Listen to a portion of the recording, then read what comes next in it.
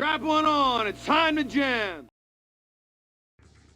Since the advent of playable 3D characters, people have tried to find a blend between wanting a famous face attached to their game without ruining the integrity of what they've created.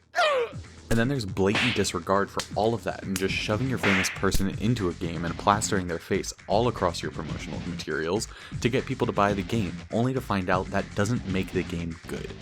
I want to talk about this and celebrity cameos in video games. The good, the bad, and the Vin Diesel.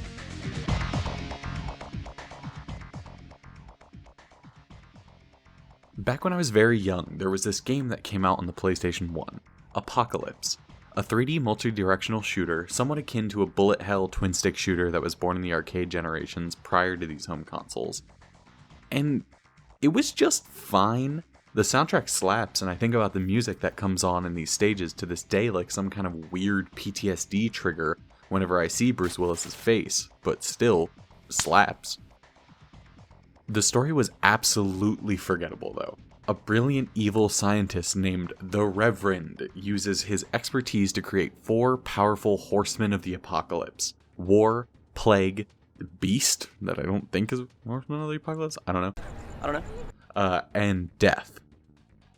In order to ensure his vision of the future apocalypse comes true, his former colleague, Bruce Willis, is the only man with the know-how to stop the Reverend, but is locked up in jail and must escape in order to save the world. Neversoft and Activision would strike a deal with Bruce Willis during the development of this game to use his likeness and voice, kind of, for their character Trey Kincaid. This was the first time that a famous person had their face scanned and fully rigged to a 3D model. So in a sense it was historic for gaming, but ultimately it left a very underwhelming mark in gaming as a whole.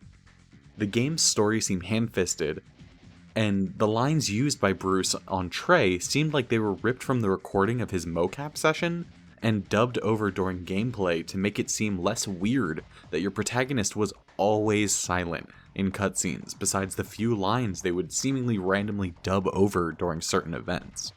Here's an example of that awkwardness. Let's hope she's not still pissed. Trey Kincaid. I'll be damned. Was it you who crashed the chopper out front? That's not a chopper, baby, it's a hover bike. Never could keep your stick straight, could you? I'm sorry we haven't hooked up lately, baby, but I've been playing dead. I've missed you too much to be angry. My body becomes warm when I think of your flesh shredded Oh, and baby, devoured not by you, my too. viruses. Oh, yeah, I missed you. Give money a kiss before you. Yep, she's still pissed. Yeah, I'm sorry, if I had to go through that, you guys had to go through that too. Oh, you want some too? Strap one on, it's time to jam. I'm stuck on this. Open up a can of whoop ass. If you couldn't tell, this entire video kind of evolved from what the fuck was this game and why did it exist and why do I remember it from my childhood. While endorsements of games was nothing new in 1998, this took things to a whole new height with putting the celebrity fully into the game and making it seem like you were playing the hot new action star, Bruce Willis. But this endorsement did nothing for the game. If anything, it just confused the marketing for the game and cost them millions of dollars. This was my first experience with finding a celebrity in a video game, but it clearly wasn't going to be the last with this new technology being founded by Neversoft and Activision. We would see the Apocalypse engine used for a mashup of famous skaters thrown into one game. Tony Hawk's Pro Skater, a monolith in gaming, and one of my favorite games coming from my childhood. While this game was something totally different than the shoehorned Bruce Willis into a twin-stick shooter, we would still see the use of famous faces being rigged to playable characters. And the reception of this and Tony Hawk's Pro Skater as a whole to the public was completely different, with the review scores easily reflecting this. This was a much better use of celebrities in games, and just at the height of skate culture and doing cool skating shit with your friends, with Jackass being released right alongside of these games. This was built to show the personality and characters of these people as your friends that you're skating with, and have their voices dubbed decently. Look, Bam Margera isn't a professional voice actor. He tried, he did his best, and that's all you can ask from him. That's all you can really ask from him now, too. Have you seen Bam recently? Someone help him. I heard you broke your ankle in an injury skateboarding. You're supposed to be a pro skater. Yeah, I fucked myself up pretty bad. I have it memorized. 16 stations. We would see this trend of shoving celebrities in any type of shovelware or uninspired game you could just to get people to go, oh, I love Dwayne "The Rock" Johnson, and buy your pitiful Jumanji game. But some games rose above the filth and truly expressed a game's story with these characters as actors in these playable movies, rather than a famous face to sell 30 copies of a video game. And we clearly see this represented in Death Stranding. Death Stranding was my top game of 2019, easily. It would convey a story that you were enthralled into, but when the initial trailers came out, you were caught in the same way as a movie would pull you in. Is that Norman Reedus' ass on a black sand beach holding a baby surrounded by whale entrails? Wait, was that Guillermo del Toro running through a sewer while Mads Mikkelsen struts through in a military getup? What the fuck is happening? That sounds like a movie, doesn't it? And that's how they got you. You don't know the characters the actors are portraying, but they caught your eye and will continue to pull you into their story. And eventually that shock of seeing an actor in a movie turns into a character with their own goals, emotions, and backstory. Now imagine if you could play that character. This is what Kojima had accomplished with Death Stranding, and it is to this day one of the best representations of what a story in a video game and what video games as a whole can be. Yes, it can just be a walking simulator with famous faces tacked onto it from an outsider's perspective, but it can also be a cinematic story of loss, discovery, and remorse, and moving past all of those experiences. That is portrayed by the actors that will inevitably turn into their own characters. But I still really don't know why Conan O'Brien was in the game, to be completely honest. That kind of fucked me up. Like, Junji Ito makes sense because his art inspired Kojima in many ways, but Conan? Really? That's who we're putting in there? Okay. I wish I could sit here and pull tons of good examples and pine over my favorite games, but I want to shit on the games that deserve it too. So let's talk about Vin Diesel. With the announcement of Ark II, we saw a bald hunter prowling through a dense forest, only to be shown a tribal Vin Diesel? As it turns out, not only is he in the game, he's also part of the development process as well.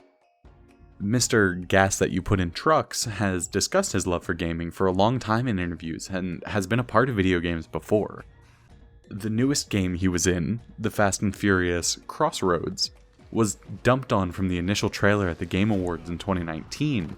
The graphics were likened to PS2 graphics when this was announced for PS4 and Xbox One.